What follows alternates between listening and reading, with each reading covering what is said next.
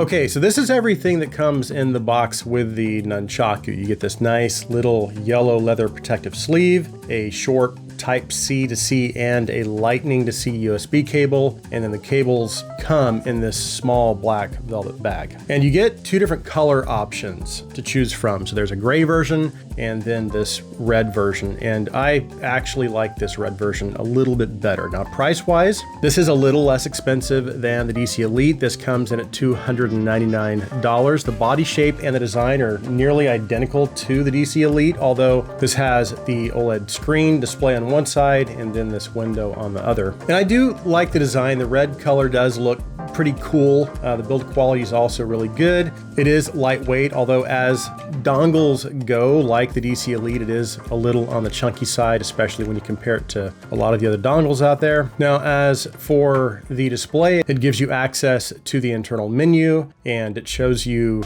your volume level, the gain mode, your listening mode, so whether you're in AB or tube mode, your filter selection, and then of course you can also access all of those same options within the internal menu itself. And that is accessible by long pressing the volume control, and then you can just navigate the menu using the volume control. The window on the back is kind of a nice touch, and basically there's just this little orange glowy, what I think might be maybe an LED behind the tubes. And that turns on whenever you're in tube mode. It's pretty subtle, but I think it looks kind of cool. Speaking of the tubes, this uses two Raytheon JAN 6418 vacuum tubes. It also uses 4 TI dual op amps in combination with 4 BUF 634A buffers. And then for noise control, those tubes are actually suspended using a material called poron. And basically it just absorbs shock and it helps to minimize the microphonic effect. Now, as far as power output, in tube mode, it can put out about 525 milliwatts at 32 ohms, and then you get about 4.5 volts RMS maximum level output, and that's out of the 4.4 balanced output. And then you get 150 milliwatts at 32 ohms, and then 2.25 volts RMS maximum level output of the 3.5 output. So that's for the tube side. For AB mode, it uses dual Cirrus Logic CS43198 DAC chips, and it can decode up to 32-bit PCM and DSD512. As for the power output in AB mode, it does drop down just a little bit. It's going to give you 450 milliwatts at 32 ohms and 4.1 volts RMS maximum level output out of the 4.4 balanced output, and then 125 milliwatts at 32 ohms with 2 volts RMS maximum level output out of the 3.5. So again, you do have a little bit of a drop in power output and level output in AB mode from tube mode, but honestly, I didn't really feel like it was significant enough to impact drivability. And it's also very power efficient. I didn't have any issues at all with unusually high battery drain. As a matter of fact, out of the dongles that I compared it with, which was a lot, this is probably one of the more efficient dongles that I own. So excessive phone battery drain was not an issue at all for me. And then one last thing is that this is compatible with iBasso's companion app. And basically the app, within the app itself, you get access to all of the options, the same options that are available within the built-in menu. So balance, gain mode, SPDIF on and off, screen rotation, screen on off using the volume knob. And then you can also switch between AB and tube mode, and then you can control the screen timeout. Okay, I think that covers pretty much all the main features and specifications. So let's go ahead and move on to sound.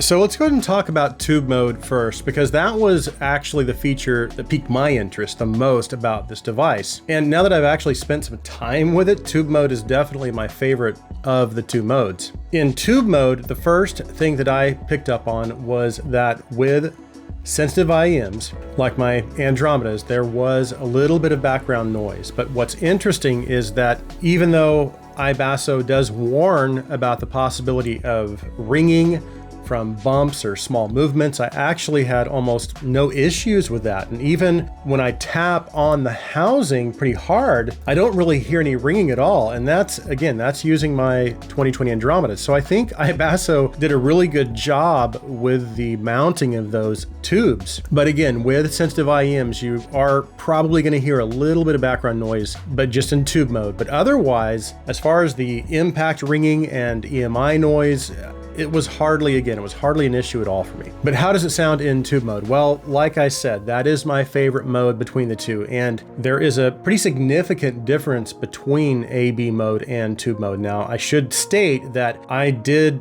all of my testing in NOS mode, although I did try the different filters, but typically for testing, I just prefer to use non-oversampling mode. So as I said, there is a pretty substantial difference between the two modes, the most notable difference being in its tonality. Tube mode is just a little richer, a little more full-bodied, but also a little more open sounding. That said, there were some tube characteristics that weren't maybe quite as noticeable or that didn't seem to be as pronounced as they are with some of my other tube amps, and that characteristic is basically in its low-mid presentation. And again, compared to AB mode, I would certainly describe the low mids as warm. However, that warmth doesn't really seem to be as, again, pronounced, a little more tame. So while it does give vocals and some instruments nice note weight, a little more richness, I feel like it does still give the upper mids and treble a little bit of room to breathe. But I would say that the treble is a little smoother in tube mode and also the upper mids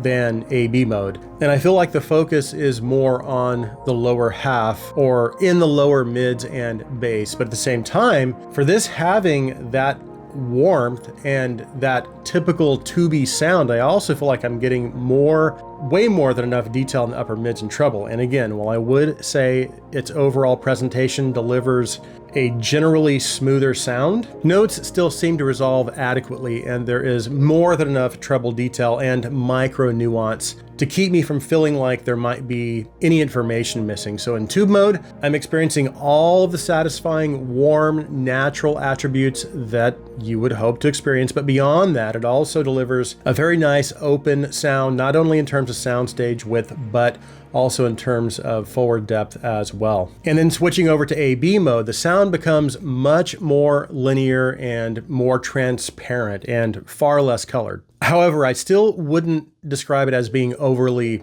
clinical or sterile sounding necessarily. It still sounds very natural. It still has good note weight, but the presentation seems to be a little, again, closer to neutral, more linear, basically what you would expect to hear from your typical dongle. And then I also noticed that with my more technically capable IEMs and headphones, in AB mode, it just delivered better technical performance. So a little more detail, better imaging, better instrument focus, and slightly better layering than what I experienced in tube mode, which is what I would have expected. And while the treble is definitely not as smooth sounding as it is in tube mode, I never noticed the treble becoming overly sharpened or harsh in AB mode. It still kept the treble presentation, again, not smooth, but smooth enough to keep its composure and maintain a generally controlled presentation. And I just quickly need to say this, and I know I bring this up a lot, but even though dongle style DACs can perform at pretty high levels, especially with IEMs, depending on a device's power output, the level output,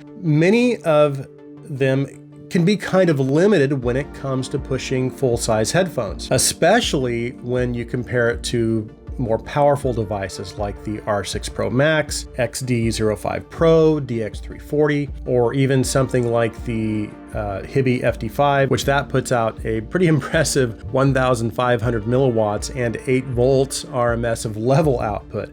But those are also more expensive and they're huge comparatively and certainly not pocketable. And while the NUNCHAKU may not be able to drive some harder to drive full-size headphones at peak performance levels, it's still very impressive and certainly respectable for a device this size. Even what I would consider to be totally worthy of some of my higher end IEMs and headphones. And with that added power and level output of the 4.4 in high gain, it ups its performance levels even further. Now, as far as comparisons, I've got a few of my favorites on my desk here. And right now, the M18i is my favorite because it has pretty much everything except tube mode.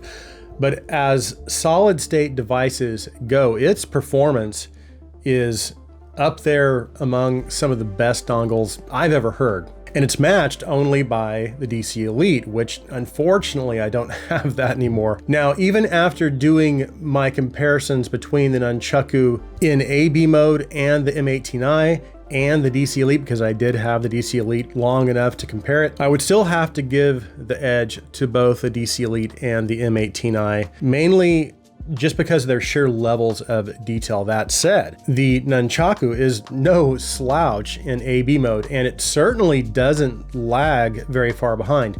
And I would say its general performance levels are at least in line with the M15i, which is probably my second favorite dongle right now, right next to the FC6, which that is an older R2R dongle.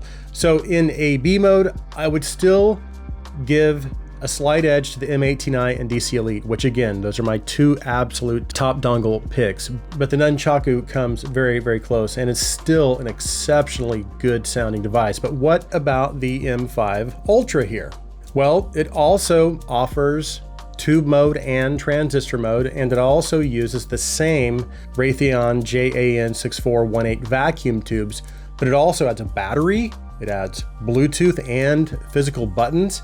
I still think I would give the edge to the NUNCHAKU in AB mode because in AB mode, it is giving me a little more detail and just slightly better dynamics than the M5 Ultra. And I know both of these are very well engineered devices, but I also know how serious iBasso is about their engineering. And I'm wondering if maybe iBasso's implementation of the JAN6418s might be a little better. Now, these are the same price, and again, the M5 Ultra is awesome, plus again, it adds battery, Bluetooth. But if I'm basing this purely on sound performance, I would have to give the edge to the NUNCHAKU. And I also do give my recommendation to the Nunchaku as well. So that concludes my review of the iBasso Nunchaku. If you are new to the Gazzadio channel and you like our videos, please take a minute and hit that subscribe button. And if you want to go a step further, you can also support us through our Patreon. I'll be sure and leave a link in the description. Thank you guys so much for taking the time to watch this review. Please like this video, please share this video. I hope you have an awesome day.